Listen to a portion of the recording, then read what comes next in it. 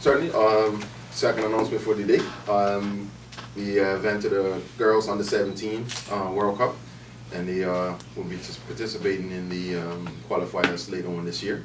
Dates haven't been set, neither has venues, but at this point we're looking to put our team through some training. Certainly, I'll hand over to Dewa, who's going to talk a little bit about preparation. Well, we look to start next week, Tuesday, up at the BFA field from 5 to 6:30. Again, Mark has mentioned that it is a birth year tournament, 1995. So what we've done, we've used the existing database of the National Academy girls when it was operational to send out information. The second mode of communication is through the schools, and also we sent out an email blast to the clubs. So we're hoping that with those three modes, we'll attract the girls that we would like to for this particular tournament.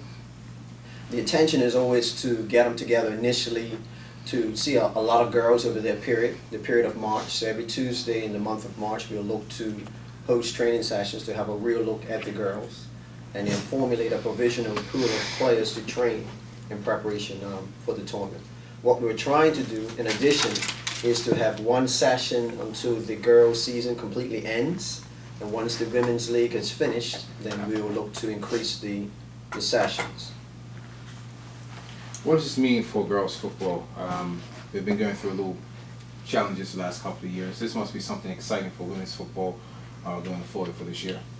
I certainly see it as that. We're hoping that this will springboard into a lot of things for the women. We're hoping that with the under-17s girls playing, that springboard into a senior women's league, and then also to be the underpinning of the girls underneath them. For example, 96 players are still eligible, 97 players, even though it's a 95-year tournament. We're hoping that those girls come out in large numbers, and that encourages us to develop leagues and teams and develop, hopefully, a national academy thereafter.